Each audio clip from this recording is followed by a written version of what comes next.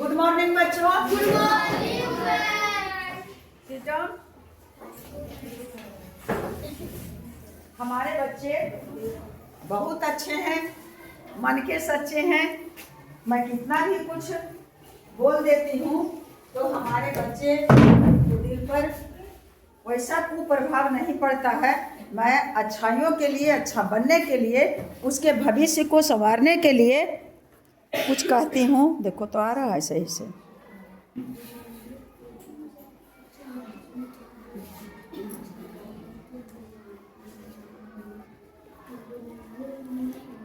Seven class का एक बच्चा ऐसा है जो लंबाई में कहो तो बहुत है, लेकिन उसको पढ़ने में इतना सा भी मन नहीं लगता है। कोई भी विषय, एक तो बात है ऐसा लगता है कि अगर समझ में नहीं आ रहा है तब तो नहीं मन लगता है। अरे नहीं मन लगता है तो इसका क्या उपाय है? उपाय है कि उसको बार बार हम समझें, उसको बार बार समझें, तब फिर समझ में आखिर में आएगा। मैं जो कुछ बताना शुरू करती हूँ तो उसको क्या करती हूँ, उसको करती हूँ कि उसको एकदम नीचे से उकट देती हूँ और अगल बगल भी साफ कर देती हूँ, और तब उस अधिक को लेकर चलती हूँ। और ऐसे में समझ में नहीं आएगा बच्चा तो इसके आगे तो मैं कुछ कह ही नहीं सकती हूँ। तो कोई बात नहीं, अब इधर उधर की बातें ना करके हम लोग अपने विषय पर चले और अपने प्रश्न पर चले। विषय तो है मैथमेटिक्स, मैथ, गणित। और गणित में भी अंकगणित भी हम लोग चल रहे हैं। 7 में हम लोग चल रहे थे रेखा गणित। तो मैं बताई हूँ रेखा गणित में, उसमें भी कुछ जैसे थोड़ा सा मैं अति कर देती हूँ। ऐसे अगर एक रेखा ऐसे आ गया, 1 कोण, 2 कोण, 3 कोण, 4 कोण, 5 कोण, 6 कोण, 7 कोण, 8 कोण ऐसे बनता था। उसमें मैं बताई थी कि कौन एकांतर, बाह्य एकांतर कोण, अंतः एकांतर कोण और संगत कोण। तो संगत कोण के बारे में मैं बताई थी सिर्फ यह, और मान लिया 1 2 3 4 5 6 7 8। मैं इस पर नहीं रहूंगी, थोड़ा सा याद पड़ गया, मुझसे गलती हो गई थी इसलिए मैं बता दे रही हूँ। तो मैं एक संगत कोण है 2 और 2 और 6, यह है संगत कोण। और संगत कोण हमेशा बराबर होता है। कब? जब यह जो रेखा है वह समांतर रहेगा तब। हाँ, और संगत कोण कौन है? 1 और 5। 1 और 5। तो कई संगत कोण आ गया? 4। तो इतना ही करके हम नोटिस कर दिए थे कि यही संगत कोण है बस। लेकिन नहीं बच्चा, यह 4 और 8 भी क्या है? संगत कोण है। अगर नीचे वाला है तो नीचे वाला संगत कोण। 3 और 7 भी है संगत कोण। मैं उस दिन बता दी थी और कह दी थी कि नहीं, सिर्फ 6 और 2 ही है संगत कोण और 5 और 1 है संगत कोण। न जाने मैं किस दुनिया में थी और मुझे पता चला, गलत नहीं बताई हूँ लेकिन थोड़ा सा अधूरा रह गया था, इसलिए मैं थोड़ा सा यहाँ इसका जिक्र और आगे करूँगी। अगर कुछ छूट गया है तो मैं क्षमा प्रार्थी हूँ आप सबों से। छूट गया तो कभी फिर आगे बताऊंगी। गलती हो जाता है और दिमाग में घुस जाता है, यह बहुत गलत बात है कि गलत हो गया। इसके लिए बहुत ज्यादा मुझे सदमा होता, लेकिन छूट गया तो फिर अगला बार बताएंगे, उसके आगे बताएंगे। अब हम लोग चलते हैं। एक क्वेश्चन दिया गया है कि सबसे छोटी संख्या ज्ञात कीजिए जिसे 9408 यानी 9408, इसे हम 9408 भी बोलेंगे तो भी शुद्ध है और 9408 भी बोलेंगे तो भी शुद्ध है। भाग देने पर भागफल एक पूर्ण वर्ग संख्या प्राप्त हो। करीब करीब दोनों क्लास यहाँ उपस्थित हैं और मैं बता चुकी हूँ कि पूर्ण वर्ग संख्या क्या होता है। बहुत अच्छी तरीके से मैं बता दी हूँ। मैं अमन से गुजारिश करती हूँ कि क्या 25 एक पूर्ण वर्ग संख्या है?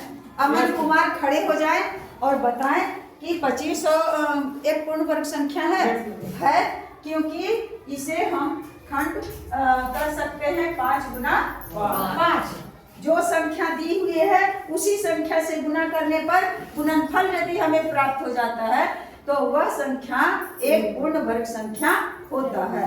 और जो संख्या पूर्ण वर्ग संख्या है, बढ़ जाओ, जो पूर्ण वर्ग संख्या है उसी का हम पूर्ण रूप से वर्गमूल निकाल सकते हैं। और जो संख्या पूर्ण वर्ग संख्या नहीं है उसका पूर्ण रूप से वर्गमूल भी नहीं निकाल सकते हैं। वह निकालेंगे भी तो दशमलव में निकालेंगे।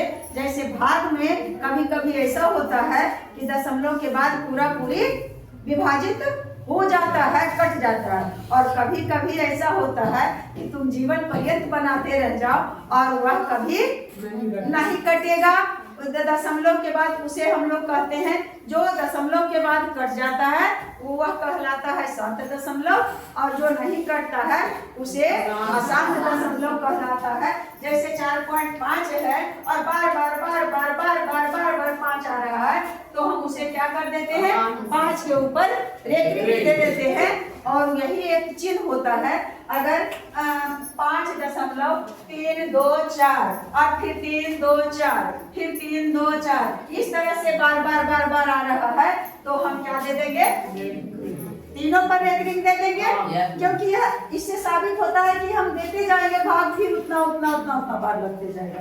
तो इसी तरह से होता है बेटे, क्या चीज में, वर्गमूल में।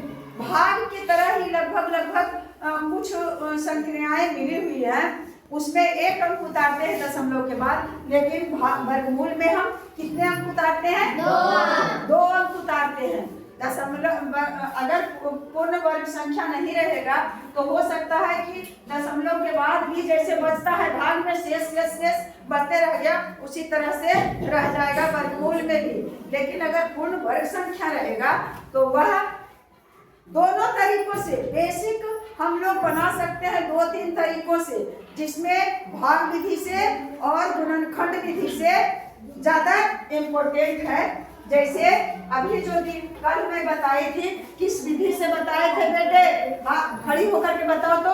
मैं कल बताई थी वर्गमूल जो लगभग 5, 6, 7 अंकों का था, 8 या कौन थी, क्यों नहीं बोल रही है जी, 8 क्लास के एक भी नहीं आई है। 9 अंक के था तो बैठ कर नमः शिवाय आए, खड़ी होकर के हम जवाब देंगे। तो अब इस प्रश्न को देखो,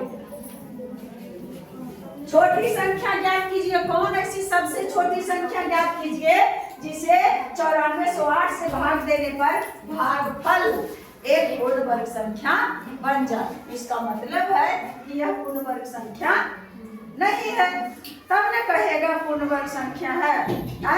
अगर हमें कोई आ जाए और कहे कि मैम आप तैयार हो जाइए, चलना है, इसका मतलब है कि नटी फटी पहनने हूँ और तैयार नहीं हूँ, तब न कहेगा कि हाँ हम तैयार होना है, ढंग से बाल झाड़ना है और कपड़ा पहनना है, उसके बाद चलना है।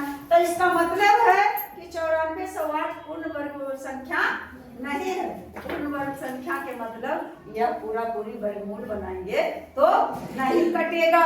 तब इसके लिए क्या करते हैं तो पता चलेगा आवर्ती गुणनखंड से।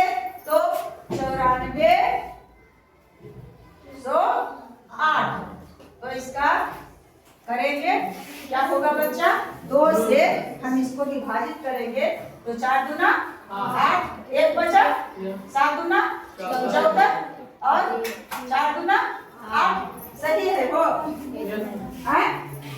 अब इसको ठीक करेंगे, तब देखो 2 से जिसके इकाई स्थान में 0, 2, 4, 6 और 8 रहता है, वह संख्या चाहे कितनी बड़ी हो वह 2 से विभाजित होता है। 2 दूना 4, 3 दूना 6, यहाँ बचा 1 और 1 पर 0, 5 दूना 2 दूना 4, यानी 2352 गुना 4704, यही ना होगा वो। फिर लास्ट में है इकाई स्थान पर 2, तो इसका मतलब है 2 से कटेगा। अब 11 गुना 22, कहाँ बचा 1 एक में बचा और एक पर 5 15 7 गुना 14 एक पर 2 12 और 6 गुना 12। अब तो लास्ट में आया 6, इसका मतलब 2 से कटेगा और कटेगा तो 2 से लगाते हैं 5 गुना 10 यहाँ बचा 1 और 6 8 गुना 16 और फिर 8 गुना 16 है ना। अब फिर 2 से 27 गुना 54 28 गुना अरे 2 गुना 4 एक पर 18 9 गुना 18 और 4 गुना 8 सही कटा हो 4 गुना 8 9 दूनी 18 दूनी 4 सही कटा। लगेगा लगता है कि कटेगा पूरा पूरी कि नहीं, फिर ऊपर से हमको छोटा करना पड़ेगा कटते कि नहीं हो। फिर 2 से कटेगा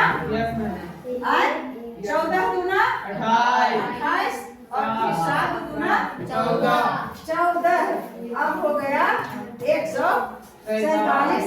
इकाई स्थान पर 7 और 7 है रोड संख्या अभाज्य संख्या, तो यह तो कटेगा 2 से नहीं, बाकी रहा 21 7 से कटेगा 7 से 3 से काट लिया 3 से कैसे कटेगा तब 7 4 11 है 12 3 से कटेगा।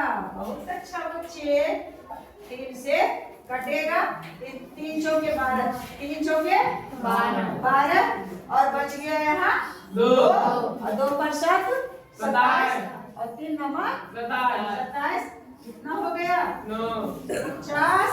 अब यहाँ लिख देते हैं पहले में टाइम अब यहाँ लिख देते हैं 50।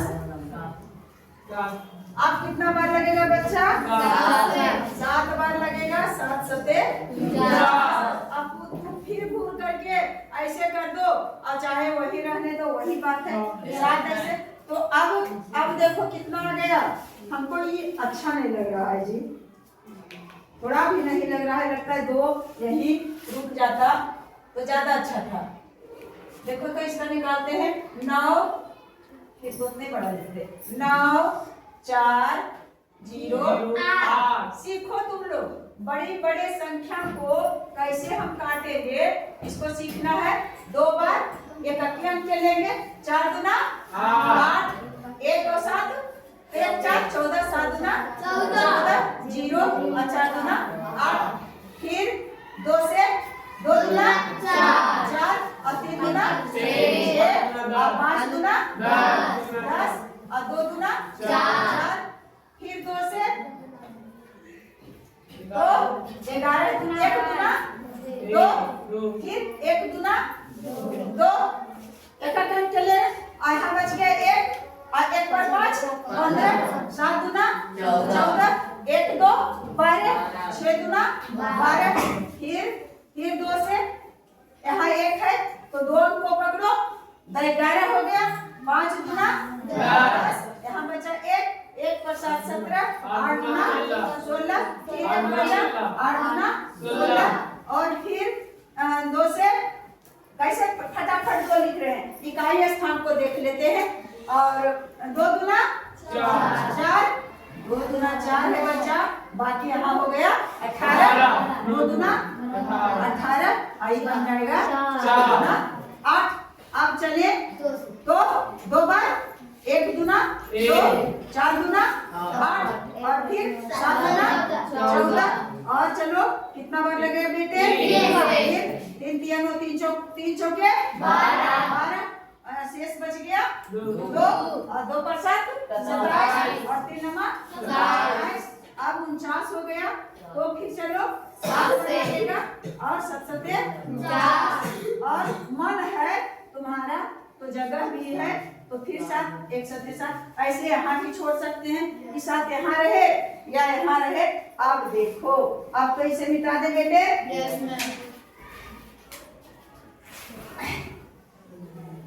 यह क्या किए, ये क्या हुआ आए क्या किए, ये गुणनखंड किए है ने।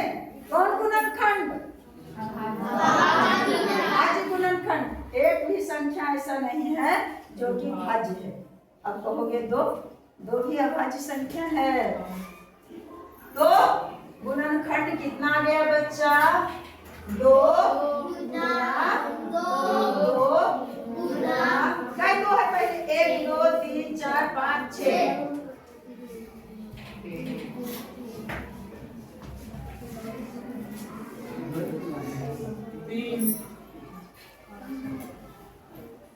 और 3 और 7 गुना 7।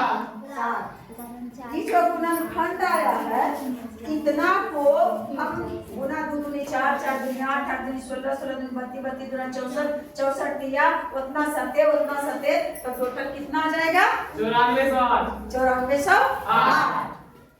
तो अब देखो ये जोड़ा है बच्चा, ये जोड़ा और ये जोड़ा और जोड़ा है, इसका मतलब एक तो घट इसमें अगर एक साथ 3 और रहता, एक 3 और रहता तब तो फिर यह संख्या पूर्ण वर्गमूल रहता, पूर्ण वर्ग संख्या रहता। सॉरी, अब इसको क्या करेंगे? तो क्या कर रहा है कि सबसे छोटी संख्या ज्ञात कीजिए, इसे इतना से भाग देने पर भागफल एक पूर्ण वर्ग संख्या। तो अब यहाँ से जो यहाँ तक तो किए, अब हमें वह छोटी संख्या प्राप्त हो गया। क्या हो गया? 3 नहीं पता चला। तो अब देखो बच्चा 9 4 4 0 8 में क्या कर देंगे? इसे भाग देंगे।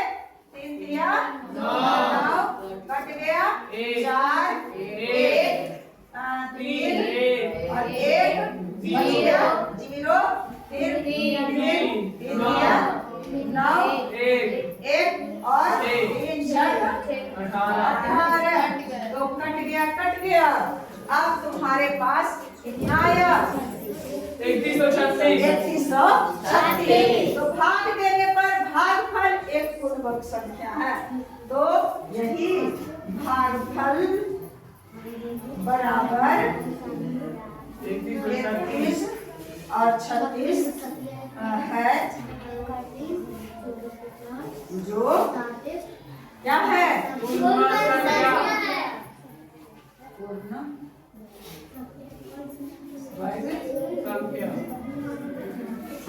तुम्हारा इतना जो सोल्व हुआ यह तो हो गया, लेकिन जानता है बच्चा इसमें और नहीं और क्या कहता है?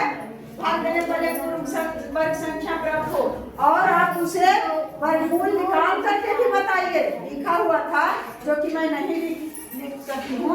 आपका आंसर तो मिल गया, लेकिन हम क्यों कैसे समझ जाए? तो इसको भी कर लेते हैं। 31 और 36 आया। तो क्या करें बच्चा? दाहिने तरफ से वार लगाएं, दाहिने तरफ से 2 तो बच गया 2। अब हो गया 31। तो 31 है, तो 31 का वर्गमूल निकालना है। कौन ऐसी संख्या है जो वही संख्या से गुणा कर दें तो हमें 31 प्राप्त हो जाए? तो 4 चौके 16 और 5 बचे 25 और 6 छक्के 26, ज्यादा हो गया तो 5 से लगा देंगे तो 5 बचे 25 और यहाँ 5 लिखेंगे ऐसे कर दिए और उसके बाद घटा लेंगे तो बच गया 6 5 11 और अंक उतारेंगे बेटे 2। यदि 2 अंक उतार लिए तो हो गया 636 और इधर 55 अरे गुना होता है, जुटता है। सॉरी बच्चा, सचमुच में जुटता है। इसको कर देते हैं 10। अब हो गया यहाँ। तो अब कितना बार लगेगा यहाँ से प्राप्त करेंगे? 10 दूना 20, 10 दिया 30, 10 चौके 40, 10 पचे 50 और 10 छक्के 60। इसका मतलब 10 सके 70 ज्यादा हो जाता है। इसका मतलब 6 बार हम लगा करके देखते हैं। तो 6 बार लगाएंगे तो यदि नहीं रह जाए हमें यहाँ जरूर देना है। यहाँ 5 गुना 10 दुगुना खान है, तो 6 लिख करके नहीं लगेगा तो फिर छोड़ देंगे। 6 छक्के 36 बच गया 3 10 छक 7 और फिर 63 और कट गया और 6 6 12 और 10 यहाँ 112 यहाँ 56 और यहाँ 112 तो कुल वर्ग संख्या निकल गया। आपका उत्तर यहाँ मिलेगा। तो यही है, मैं इसको देख ली थोड़ा सा बना करके, इसी बहाने बनेगा। तो वर्गमूल भी तुम लोग सीखना ही है, तो ऐसे बनाए या उसी तरह से बनाए। तो मैं उम्मीद करूं कि आप लोग समझ गए होंगे। कितने बच्चे समझे? इंसानियत से, इसमें कोई डाउट नहीं होना चाहिए, इंसानियत से। और कुछ कुछ भी समझे हैं तो आगे मैं बताती हूँ तो फिर समझ जाओगे। थैंक यू बच्चे, बहुत अच्छी बात है। समझने का हम लोग कोशिश करेंगे, समझ में आ जाएगा। आप लोग भी देखें, क्योंकि इस कैमरे के पीछे मैं बहुत बात बोली अपने बच्चों को, जो समय पर था। और समय बहुत मूल्यवान होता है, बहुत इम्पोर्टेंट होता है, बहुत, और सबका समय इम्पोर्टेंट होता है। अरे विद्यार्थी का जीवन है जो उसका भविष्य को संवारता है। और हम लोग का जीवन क्या संवरेगा? अब हम लोग का समय है कि जिंदगी जीना है। तो मेरे उम्र के जितने भी हैं, मैं सबों से गुजारिश करूंगी कि जिंदगी जिए, जितना भी कमाते हैं उतना में ही खाइए, कमाइए और मौज मस्ती कीजिए और खुशी पूर्वक जिंदगी जिए, हंसते हंसते जिए। लेकिन बच्चों का जीवन अभी है बनाना, अभी उनका जिंदगी आगे बहुत सारा समय बाकी है और उनका भी भविष्य बनाना है। और भविष्य उज्जवल हो जाएगा तो पूरा जिंदगी वह मौज मस्ती से रह सकेंगे। इसलिए मैं विद्यार्थी जीवन को बार बार कहूंगी कि आप लोग समय का कीमत समझिए। समय लगातार भाग रहा है, समय किसी का इंतजार नहीं करता है बच्चे। समय तो अपने गति पर चल रहा है, वह कहीं भी नींद नहीं लेता है, दिन हो या रात हो, वह चुपचाप नहीं सोता है। हम लोग थकते हैं, सो जाते हैं, लापरवाही करते हैं, लेकिन समय जो चल रहा है वह तनिक भी लापरवाही नहीं कर रहा है। इन्हीं बातों के साथ मैं फिर मिलूंगी। जय जय भारत।